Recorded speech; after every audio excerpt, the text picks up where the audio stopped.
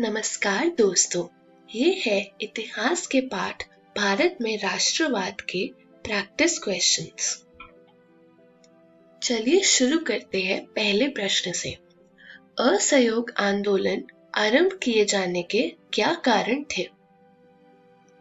आंदोलन के कारण: प्रथम महायुद्ध की समाप्ति पर अंग्रेजों द्वारा भारतीय जनता का शोषण, अंग्रेजों द्वारा स्वराज प्रदान करने से मुकर जाना, रॉलेट एक्ट का पारित होना,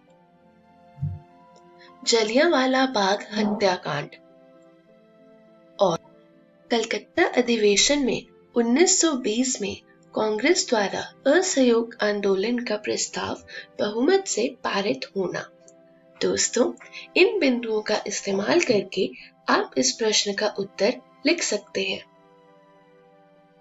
दूसरा प्रश्न: भारत के लोग रॉलेट एक्ट के विरोध में क्यों थे? यह एक काला कानून था। इस कानून के अंतर्गत किसी को लंबे समय तक जेल में डाला जा सकता था। विश्व युद्ध के बाद इसे खत्म करना था, पर सरकार ने इसे बनाए रखा।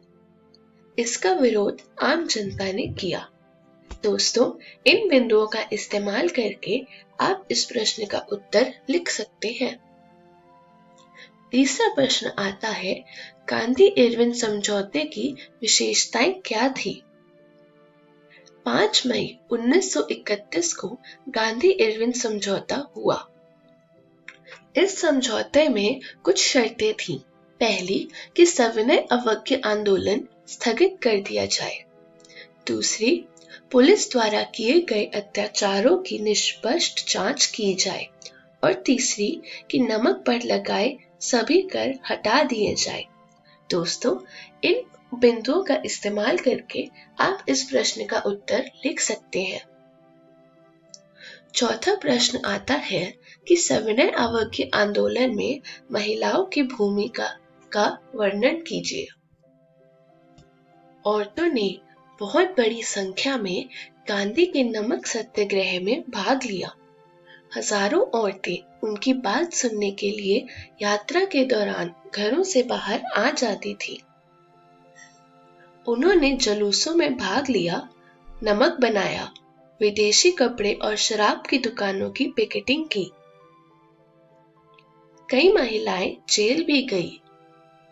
ग्रामीण क्षेत्रों की औरतों ने राष्ट्र की सेवा को अपना पवित्र दायित्व माना था। दोस्तों, इन बिंदुओं का इस्तेमाल करके आप इस प्रश्न का उत्तर लिख सकते हैं। पांचवा प्रश्न है, भारत में राष्ट्रवाद की भावना पनपने में किन कारकों का योगदान था? राष्ट्रवाद के विकास का विश्व पर क्या प्रभाव पड़ा? साहित्य, लोक कथाओं, गीतों व चित्रों के माध्यम से राष्ट्रवाद का प्रसार हुआ। भारत माता की छवि रूप लेने लगी।